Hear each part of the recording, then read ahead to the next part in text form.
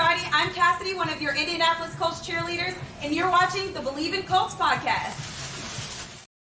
Welcome back to Believe in Colts. I'm Lawrence Owen. With me, as usual, is my guy, Donald Thomas. And in this episode, we are going to break down each individual game this week 6 of the 2023 NFL season, make our game predictions. Obviously, we don't have a lot of time. We're not going to spend an hour, so we're not going to be spending, a lot of time on each team, right? Each game, but kind of give our little quick breakdowns and then give you predictions on who we think is going to win. Donald, what is your initial reaction to seeing this week's schedule of games? I don't know how the NFL scripts it. I don't know how they do it, but this is just a list of games where it's almost 50-50 toss-ups on a lot of these games, man. It's actually crazy when you look at some of these matchups like Ravens, Titans, in my opinion, go either way. Seahawks, Bengals, Colts, Jags, Panthers, Dolphins. Not really that one, but Vikings, Bears. There's just a lot of them where it's just like you could take one or the other. Like you said, Lawrence, you don't know what team is going to show up. That's going to show up on Sunday. Absolutely. Well, let's jump into it because tonight we have the Denver Broncos heading to Kansas City. I don't think there's going to be a lot of people picking the Broncos, but do you pick the over in this? I don't know what the over is, but I don't know what it is either. I don't know what it is, but this is two offenses that they can score. Travis Kelce is still doubt. He's doubtful for the game, so that can also throw a monkey wrench into predictions, right? I think that just even with Travis Kelce out, the Chiefs still find a way to win. He is a big part of their offense, though, humongous part of their offense, where you just can't, discredit something like that as far as that just being or whatever. Yeah. It's huge. It's huge. So it'll be interesting to see if he plays or not. I don't see him not playing just because of the simple fact that, I really feel like he slipped and his pride fell with him because he came back in the game and had a touchdown and all that kind of stuff. So, guys are being prima donnas, and that's, the poster child of the NFL right now where he can kind of pick and choose when he wants to practice, in my opinion. So, this whole deal with, I won't even say her name. I'm sick of it. But Chiefs win. Chiefs still pull out the win. 10 points, 10.5 point spread. Might be a one-score game, in my opinion. Okay. Before I give my thoughts, I'm going to remind everybody that BetOnline is your number one source for all your betting needs. Get the latest odds, lines, and matchup reports for baseball, boxing, golf, NFL, and more. BetOnline continues to be the fastest and easiest way to place your wagers, including live betting and your favorite casino and card games available to play right from your phone. Head to the website or use the mobile device to sign up today and get in on the action. Remember, use promo code BELIEVE, that's BLEAV, to receive your 50% welcome bonus on your first deposit. BetOnline, where the game starts. Now, I'll tell you what, if by some magical means, say Travis Kelce does not play and the Denver Broncos find a way to eke out a win against the Kansas City Chiefs, they'll be the talk of the town, right? They will, because, let's face it, they have not played a good game all year long. Even their win was like, look who you won against, right? Right. One of you non-winning teams had to win that game. So, yeah. Obviously, I got the Chiefs winning. I think it's going to be bigger than a 10-point spread. I got the Chiefs winning by 2 touchdowns with or without Travis Kelce. With Travis Kelce, it could get a lot worse. I do think that Denver will probably score 20, but man, Denver's defense is awful. It is awful. And I just, for some reason, Patrick Mahomes can find creases in just about anything, no matter where Travis Kelce's out there or not. Travis is a big part of this game, big part of this team, and the main target of Patrick. But Kansas City's got some guys that Patrick can lean on. They just got to step up and make catches, because the last time Kelsey was out, we just started dropping balls left and right. They got to make those catches. So I feel like Kansas City got this one in the bag. I agree with you. I think it's still a one-score game in my opinion. I think Russell still finds a way to, put some points on the board and keep, Denver in it. But they just don't pull it out. Next game, another morning game overseas, 9:30 a.m. We got the Baltimore Ravens facing the Tennessee Titans. Now, they got the Titans as the home team, but come on, when it's overseas, there's not really a home team. What you got? What's your thoughts on this game, Ravens versus Titans? I'm taking Titans in this game. I'm taking Titans because I just want to be difficult and cause a stir amongst everyone. No, seriously, I think that, like I've been saying it the whole time, I feel like, Baltimore is a stagnant offense. It's only Lamar. It's a one-trick pony. Tennessee's D-line is not bad. I think they find a way to keep Lamar corralled. And then their offense is their offense for Tennessee, I think Derrick Henry gets rolling again. I don't see, Baltimore's defense being super physical at this point. They're kind of like wounded animals in a sense. Like this team is just scraping along, and I think that they're licking their wounds after playing Pittsburgh last week. This is just I just have Tennessee scraping this one out. I'm gonna say Tennessee wins by 10 points.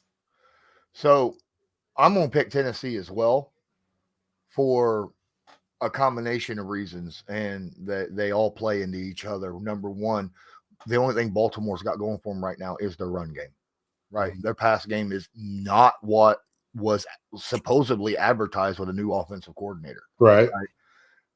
And the Titans, best run D in football, got absolutely embarrassed last week by the Indianapolis Colts. Yeah. I will guarantee you Mike Vrabel has went in there and be like, this crap ain't happening again. We're going to get this fixed. And I feel like that Baltimore, even with Lamar Jackson, is going to have problems trying to run the football on the ground. They're going to be forced to have to try to win this through the air. Good luck, because they ain't been able to do that yet this year. I think Tennessee rolls in this game 10+, right? That's what I've got. Okay, fair enough. I think you're spot on. I'm going to go 10 just to be on the conservative side. But, a 10-point game in the NFL is, in my opinion, you got beat up. So, yep, absolutely. Next game on the roster at 1:00, we have the Washington Commanders heading to Atlanta to face those pesky Falcons that are 3-2. What? Yeah, still not sold on Atlanta, but I'm definitely not sold on the Commanders either. I'm taking the Falcons in this one. Home advantage, 3-2. Just in my opinion, they have more of the edge. I think they have better quarterback play. They have, definitely better run game. They have a very, very, very, very electric kid they got down there running the football. If you look at what Robinson can do when he gets that ball, is incredible. So, I just see Atlanta, pulling this one out. I'm not going to say it's going to be a blowout because they're not really high-powered offenses, in my opinion. Well, Atlanta's a big play offense, if that makes sense. But they're not high-powered in the sense of throwing and running the ball, and it's just like one or the other you got to be worried about. They're going to squeak a big play in there, here and there. Robinson's going to make some guys miss and get the crowd going. And I just don't see the Commanders having enough to pull that out. So I'm going Baltimore. I'm going to Atlanta by 7. You just stole exactly what I was going to say. Oh, come on, man. Word for word almost. Just go ahead and copy paste exactly what Donald said. That's why I like going first sometimes. Rewind 3 minutes and just replay that and just pretend that it's coming out of my mouth. There we go. The next right down to the 7 points. All right. Yeah. Bijan has been an absolute stud this year, and Yeah. they're definitely going to rely on him quite a bit. So, yeah, I got the same thing in that game. Moving on, a couple disappointing teams this year. Going to say the Minnesota Vikings at the Chicago Bears, both 1-4 on the season. This is in Chicago, in the Windy City. Well, what are you looking at here?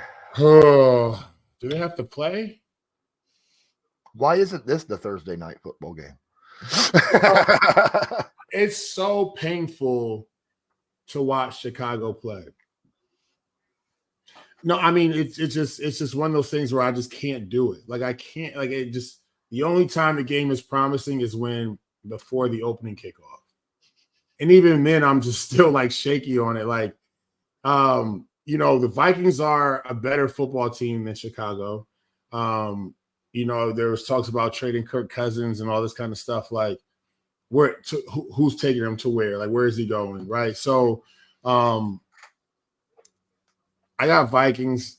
by 10 by 10 in this game. Chicago just is going to be Chicago. They're going to do Chicago things, and they're going to be the Bears at the end of the day. And it's sad to say, but they got that win the other day, like was last week, I believe, or whatever it was. And so, it was one of those wins where it's like spirited, and that everything went right for them with turnovers and all that kind of. It's not going to be that game. I think Kirk Cousins is a very veteran, seasoned quarterback that understands this game in the division, and it's going to be. I got him by 10, but it's not a game that we should really be kind of focusing on because they're bottom of the barrel. See, I got a feeling that this is a game that's actually going to be interesting to watch.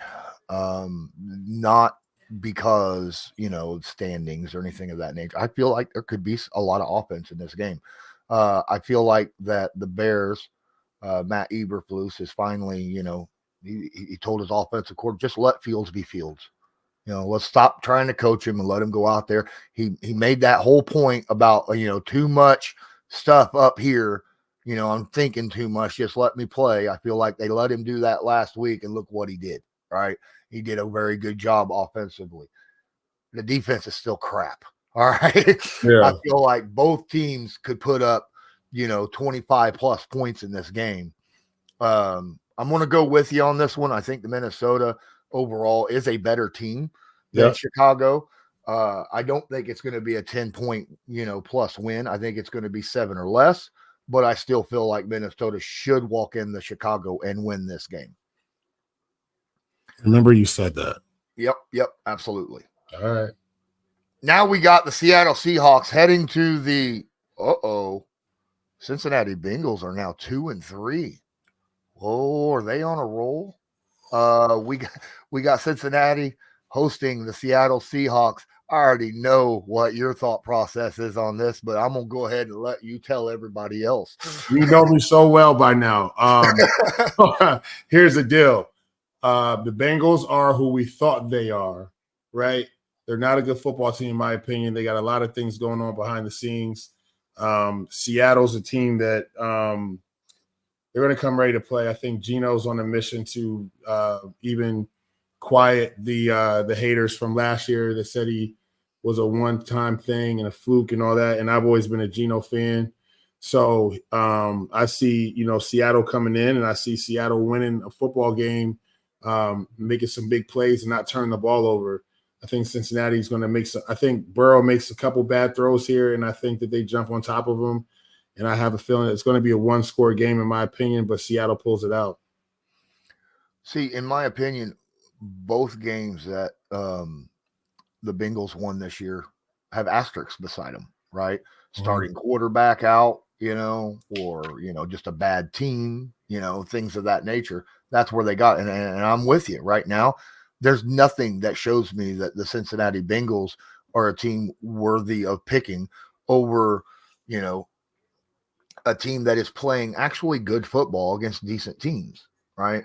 That's what we're looking at with Seattle. So I agree. I think Seattle wins this game, and I think they probably win it by, more than 7 points. I think it's more than it'll be more than a touchdown. I don't think it'll be 3 scores, but I feel like they're going to win by 2 scores in this game because I feel like they're, like you said, their defense should come up with a turnover or 2 or 3, in this game. Yeah. So, and it has a lot to do with the offensive line over there in Cincinnati as well, though. I mean, let's face it, Burrow has been under a lot of pressure, but Burrow's been holding the ball. So we'll see what happens. Let's go on to the next game. Interesting. I wonder if Deshaun Watson will be back this game because they are going to need him with San Francisco coming into town. It doesn't matter. Here's the deal. San Francisco is the best team in football. And a team like Cleveland can't even begin to compete with the team. San Francisco's not going to go to Cleveland and lose a football game.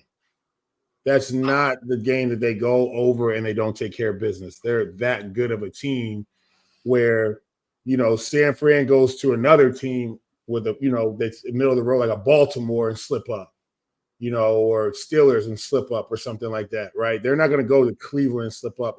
I saw something about they have Deshaun Jackson lost the locker room. Like, the dude's hurt. Like, if he's hurt, he's hurt. He's not going to lose the locker room. The question is, did he have the locker room? Did he ever have it? Right. So we're talking about, did he lose it?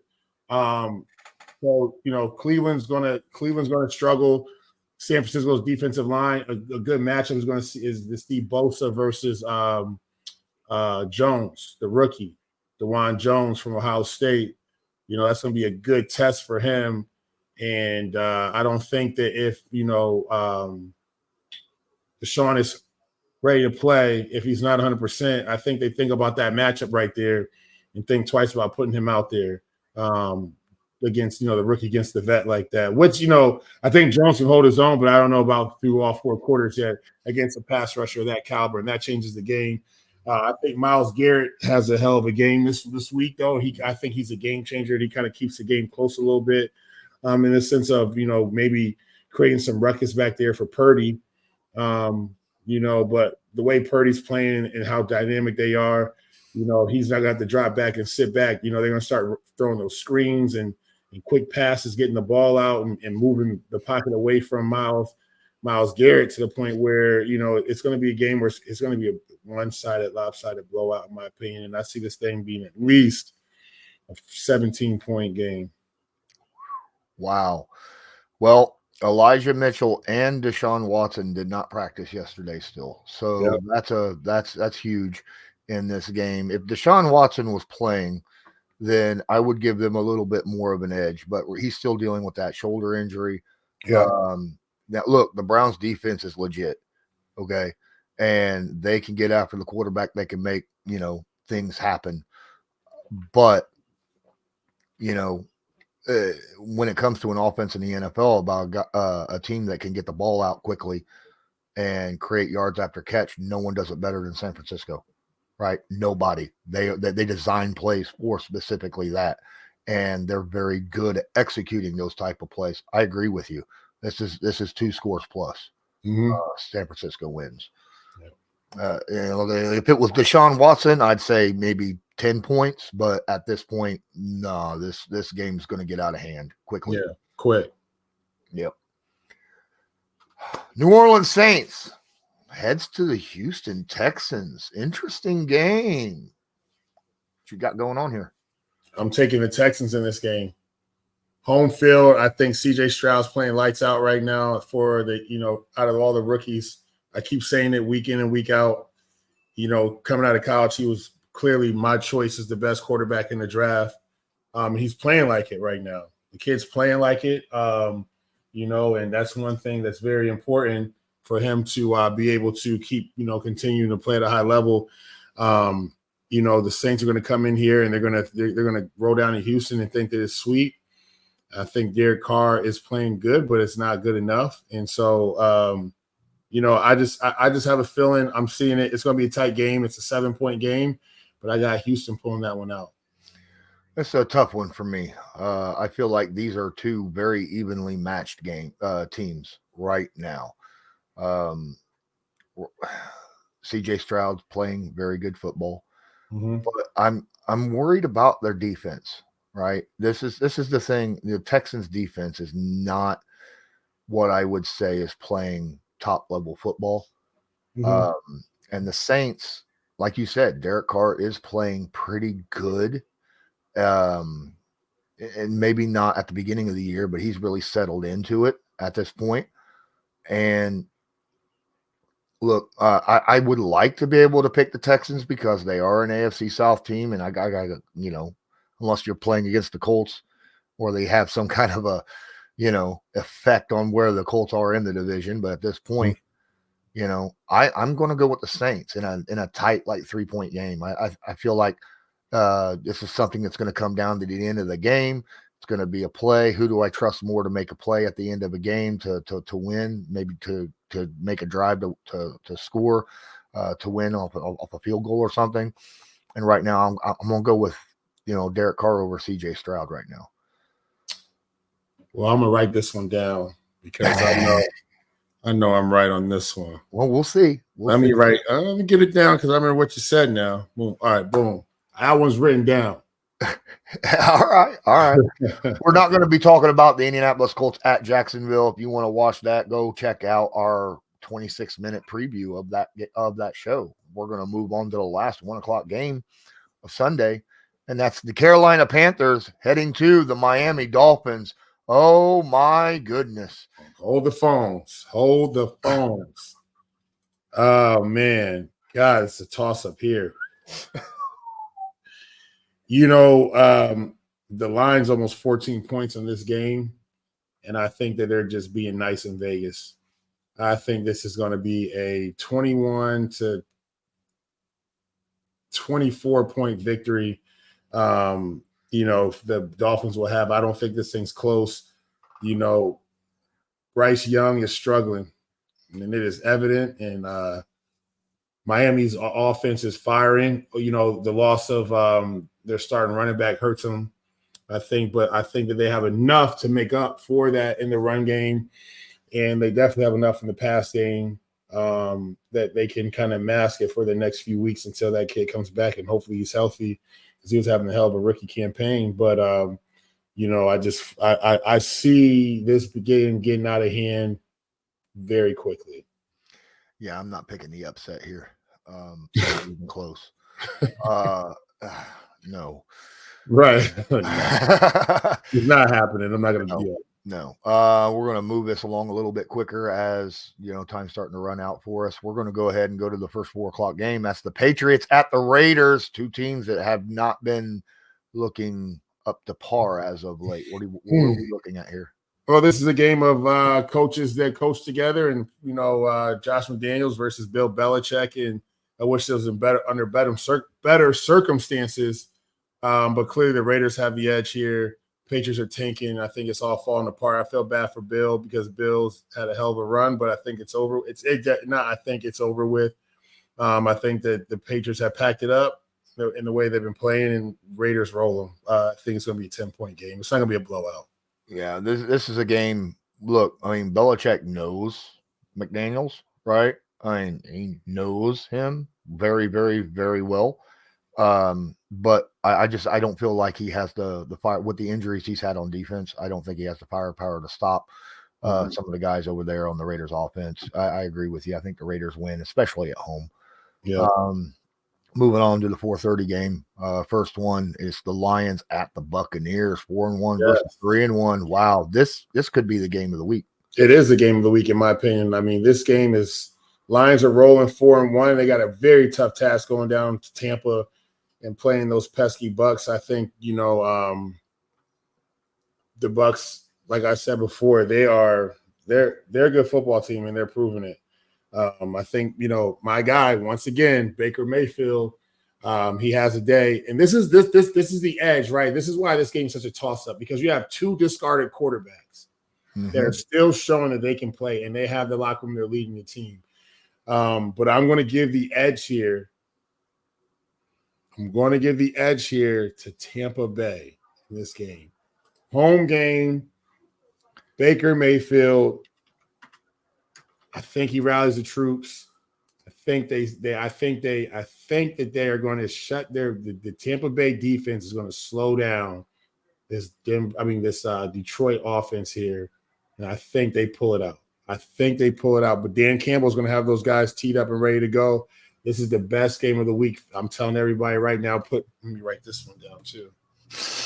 Put my stamp on that one too. This is going to be the best game of the week as well, because I'm telling you, this is two teams and they're trying to prove themselves week in and week out. I agree with a lot of what you said. The only thing is, I have a feeling Aiden Hutchinson is going to have something to say about this game. That man for Detroit, that pass rusher he looks like Max Crosby from 2 years ago. I mean, he's out there just playing with, like, he's almost unblockable right now. And that's one of the big reasons why this defense and why the Lions are sitting at 4-1. Baker's going to have to move around a lot in order to get away. It doesn't matter if Aiden is double or triple teamed. He seems to find a way to get in the backfield and get pressure. And I like both these teams. This is a very tough matchup. This is again, this could go either way, in my opinion.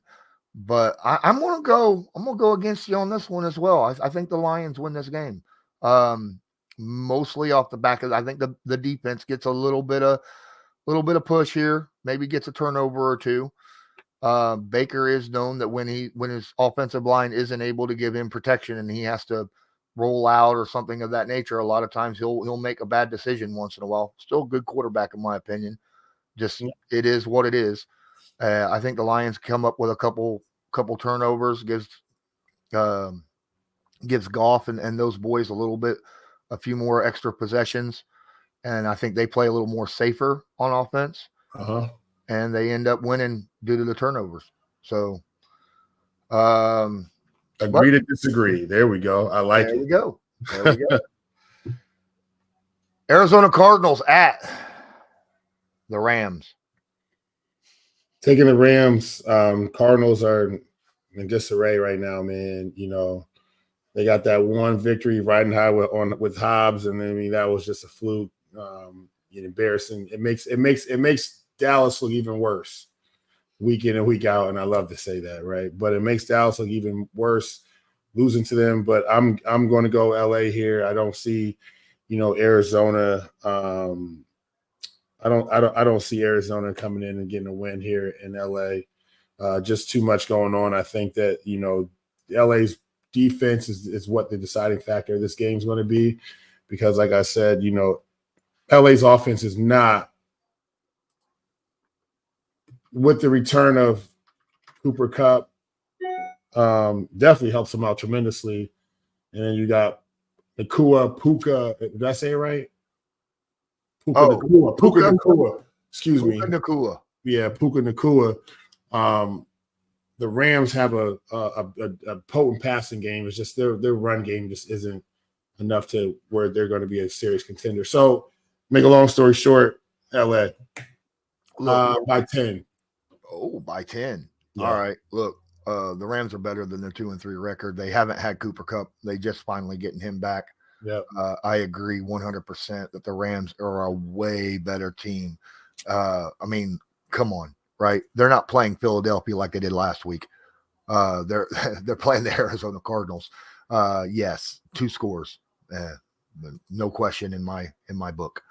Speaking of the Philadelphia Eagles, that's the next game on the list. They traveled to New York to fight those Jets.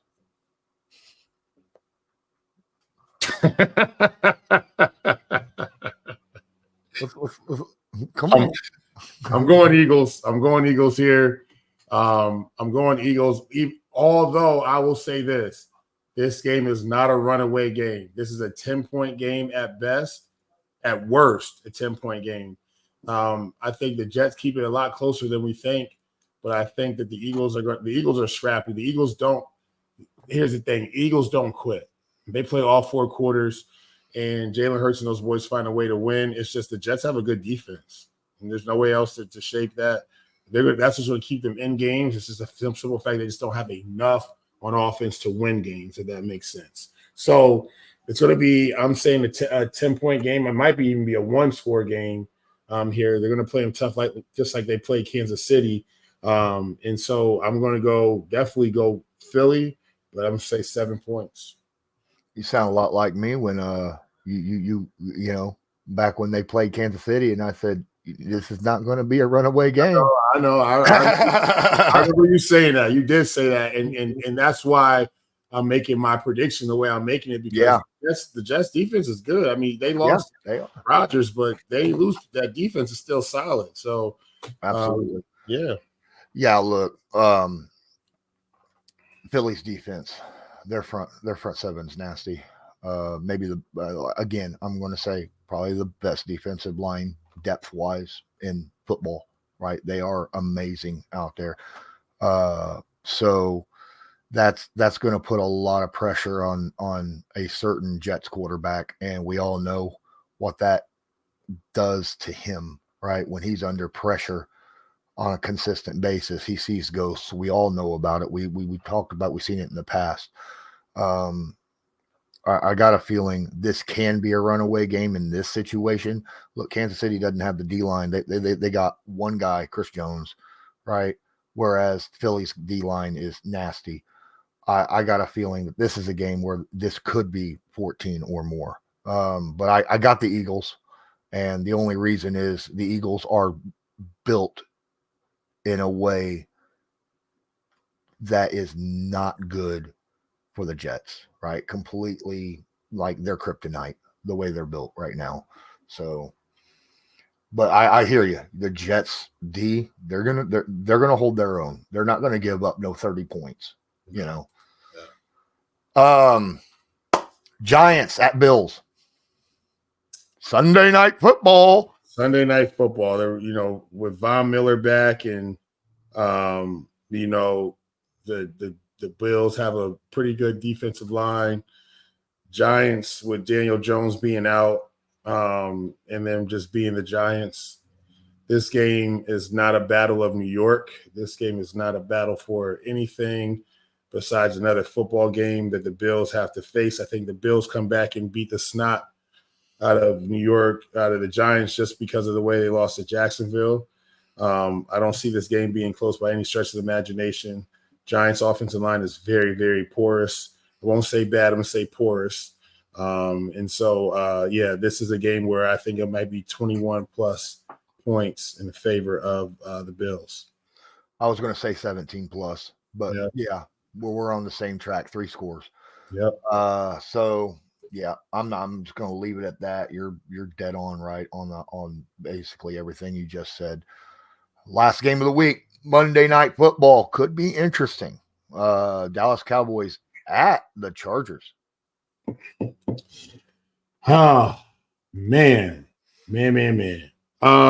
So I'm taking Chargers in this game. Yeah, I'm taking it. I said it. I'm taking it. I know. I'm taking the Los Angeles Chargers in this game. I want to say San Diego so bad, but anyway. I know, me too. Excuse me.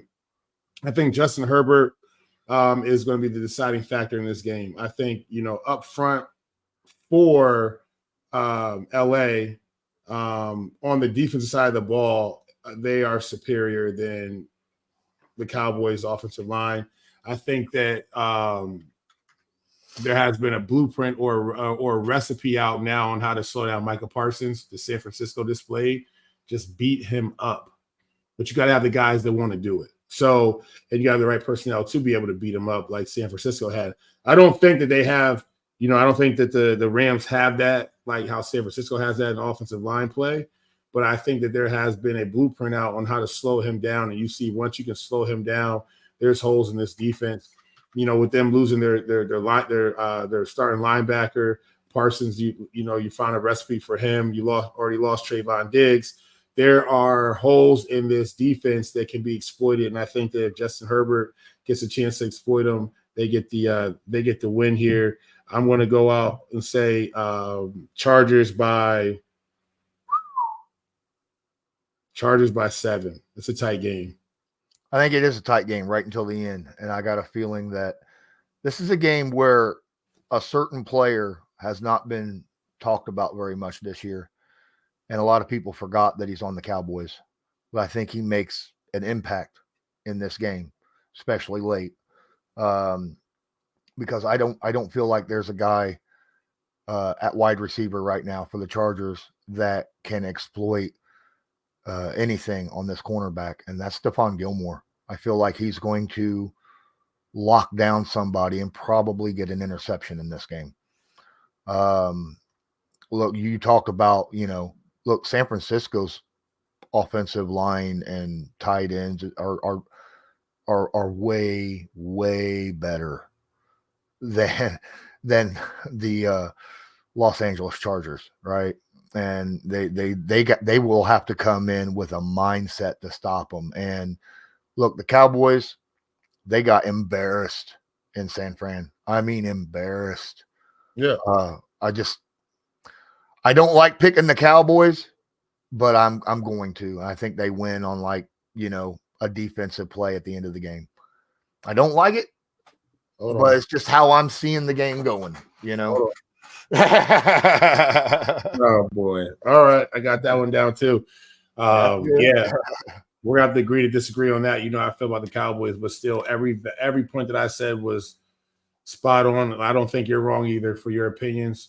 May the best man win, but I just feel like that I don't know, man. The Chargers can pull that one off, and especially them having to go out to LA as well.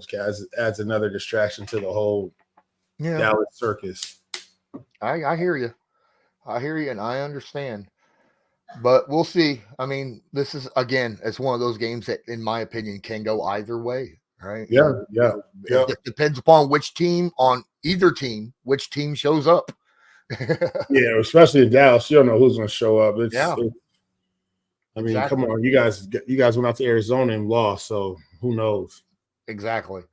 All right, I think that's going to do it for this episode. A little extended period of time here, about 30 minutes or so. So thanks so much, everybody, for watching. If you got all the way to the end, please don't forget to smash that like button and hit subscribe. If you're not subscribed and you're listening to an audio podcast, make sure you leave a review. We appreciate it a ton. And until next time, I'm Lawrence Owen. That's Donald Thomas. And as usual, have a good one. Good luck this week. Let's go, baby. Do you believe